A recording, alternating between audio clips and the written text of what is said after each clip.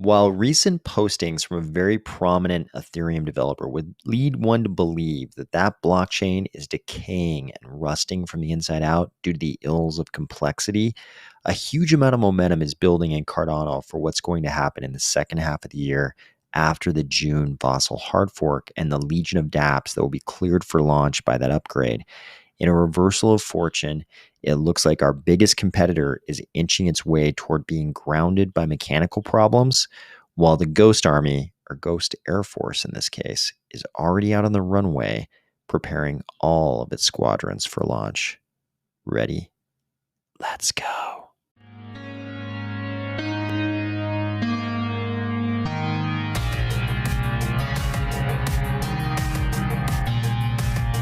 Today, we are going to discuss the March mid-month update, Liqwid announcing a public testnet go-live date, a CCVault rebrand, and Goldman Sachs doing the first ever OTC crypto deal by a major US bank.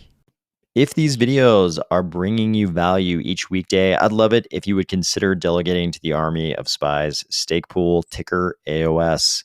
We've just had two great epics also. If you go to any of the big stake pool related websites, you'll find they often have these little calculators that try to probabilistically predict how many blocks a stake pool will make in a specific epoch, given the amount of ADA delegated that's actually active during that epoch. And for the last two epochs, we've beat those predictions, minting more blocks than we were supposed to. It was that time once again for us to get the mid-month update. This, of course, was the March edition, and it featured Triple H, Harrison, Hammond, Hemsley, plus John Woods, plus new addition Jack Russian. First up was John Woods giving us a recap of the February release. He said the February update was foundational for the June hard fork. 1.34 had node optimizations, RAM optimizations, computational optimizations, a CLI tool for calculating script costs, and the new slot leadership tool.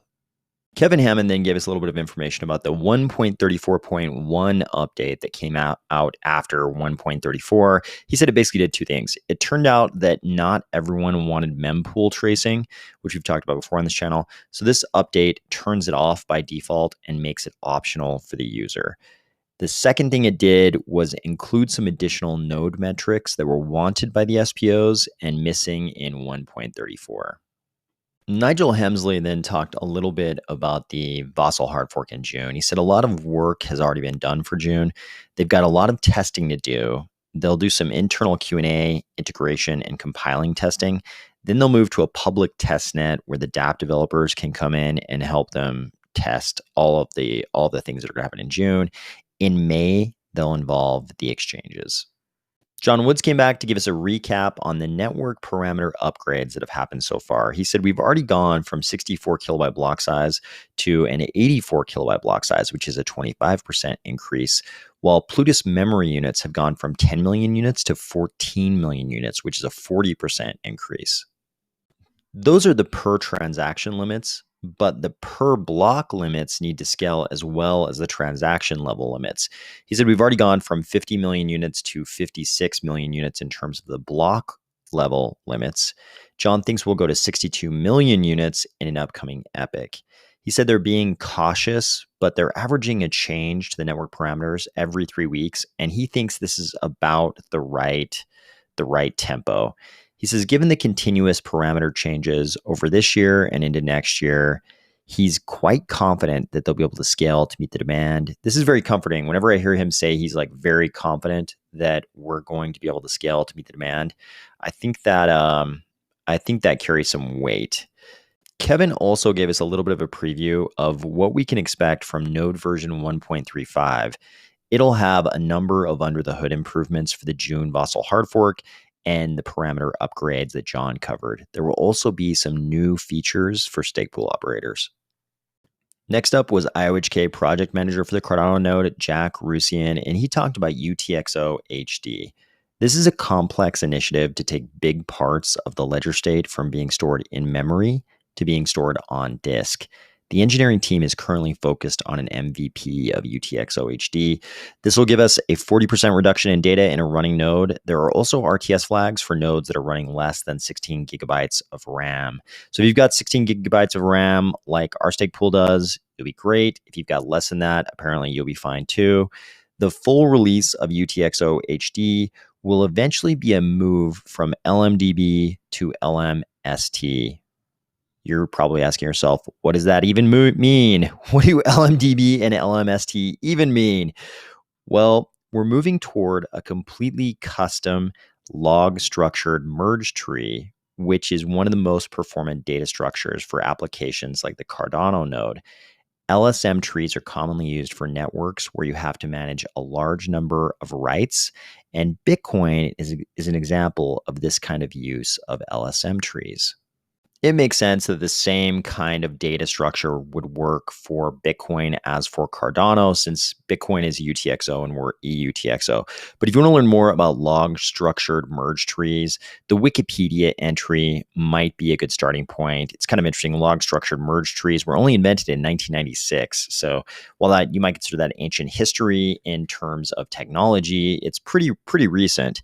And other uses of LSM trees are in data stores such as the following. You can read all about those here at Wikipedia.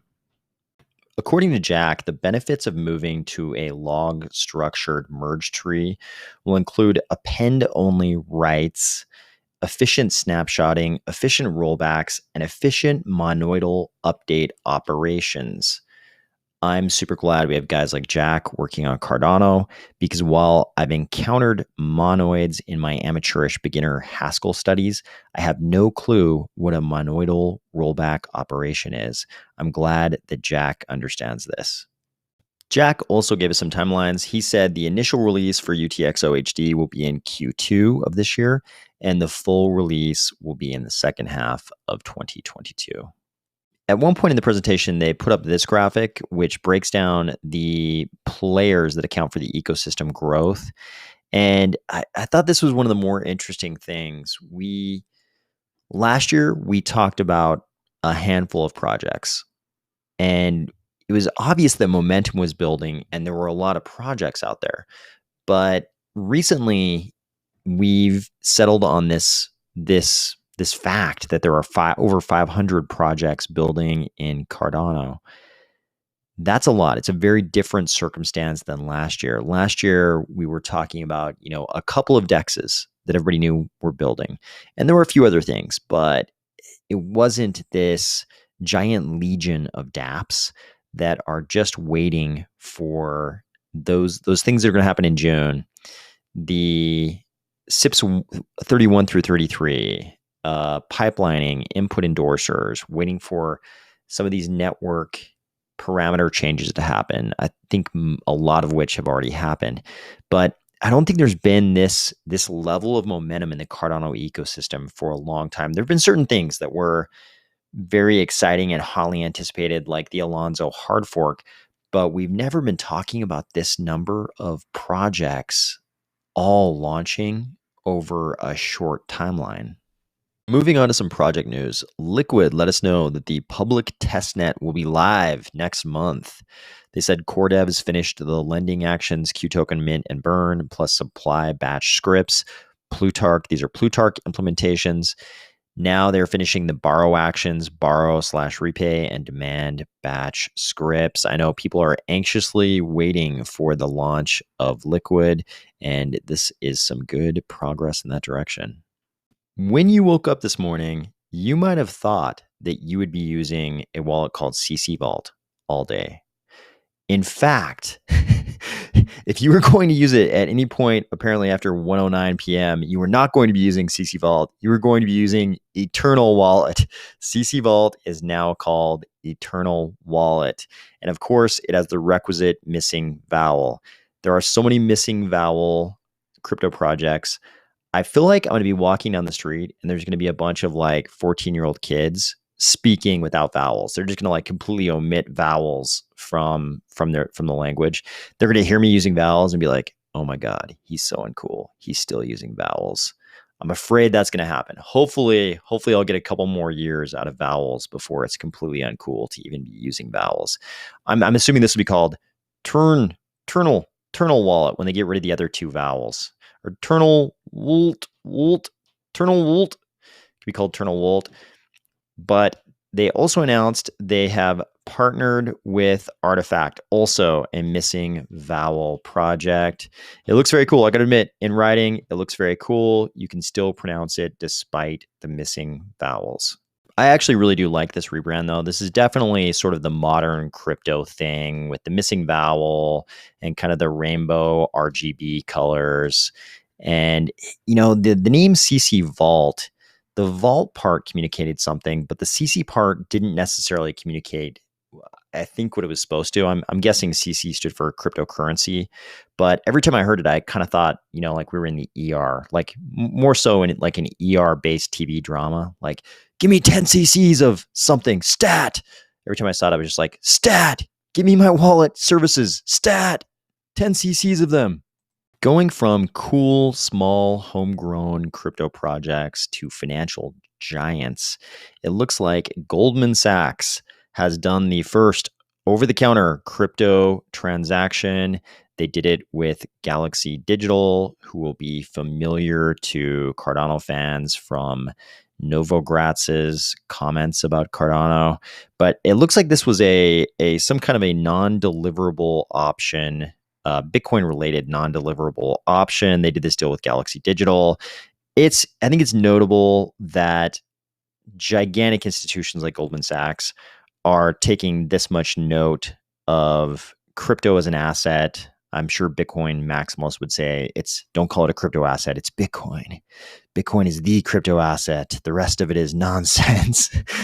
But, of course, the first one they did was Bitcoin related. But the fact that a crypto asset is this much on their radar as a real asset, I think is notable. I think it is kind of a little bit of a milestone for sort of Wall Street involvement in crypto, whether you think that's a good thing or a bad thing. Finally, we've got a quick macro update for you. Federal Reserve Chair Jerome Powell spoke at the annual Economic Policy Conference of the National Association for Business Economics today. That is the most boring sounding title for a conference at the most boring sounding association ever. But these kinds of events are a good way to get a little bit of a sense of the pulse of what the thinking is at the Fed. He said there's an obvious need to move expeditiously to return the stance of monetary policy to a more neutral level. I love the adverbs used here. Expeditiously. He's saying they gotta curb inflation with a quickness. But it sounds cooler. If you're Jay Powell, it probably sounds a lot cooler to say, hey, we need to move expeditiously. It's as if they've all got like ice axes and crampons and they're standing at the bottom of some giant glacier or something. They need to move expeditiously. He also said that the hikes at any given meeting of the Fed could be as big as a 50 basis point move, a 0.5% move, when people might be expecting 25 basis point moves. The Atlanta Fed president, Raphael Bostic, said he was penciling in 6 rate increases this year, followed by another 2 in 2023. He's expecting the federal funds rate might be something like 2.25. I think it's fair to say the era of free money is changing rapidly. We are transitioning out of that era, or at least this iteration of that type of era, pretty quickly. He also looks like he also addressed the sort of systemic economic risks with Russia's invasion of the Ukraine. He said, so the thing that everybody's talking about right now with the Ukrainian invasion and the sanctions against Russia revolve a lot around the energy economics. And he says, Powell said, Russia's invasion of Ukraine may have significant effects on the world economy and the U.S. economy. Bostic said, there is a lot of uncertainty in the world and in the economy today. That's why observe and adapt has become the motto of his team. But Powell pointed out something interesting. He said the world could experience oil price shocks akin to those of the 1970s as a result of the Ukraine conflict. Fortunately, the United States is now much better situated to weather oil price shocks. We're now the world's largest producer of oil, and our economy is significantly less oil intensive than in the 1970s. That last part might be a little bit surprising to some people. When they think about the world's largest oil producers, they probably immediately think about the oil-rich Gulf nation states like Saudi Arabia. I think most people would say, oh, no, Saudi Arabia is the world's largest oil producer. In fact, it looks like the list actually looks like this. So the United States pushes out 18.61 million barrels of oil per day. The Saudis are producing 10.81. Russia is in third place at 10.5, Canada at 5.23. Then you got China, Iraq, the UAE, Brazil, Iran, Kuwait, and that's the top 10. It's interesting. The United States is now, I think we've been the largest oil consumer for a long time, but it's a pretty wide gap. I mean, from 10.8 million barrels to 18.6 million barrels per day. That's quite a large gap between the US oil production and the Saudi oil production. People have all kinds of theories about how much oil Saudi Arabia could actually produce if the OPEC, quota system wasn't in place. Who knows the answer to those things, but it is kind of interesting that the US is producing such a large amount of oil these days. And you can kind of compare the consumption value against the production value.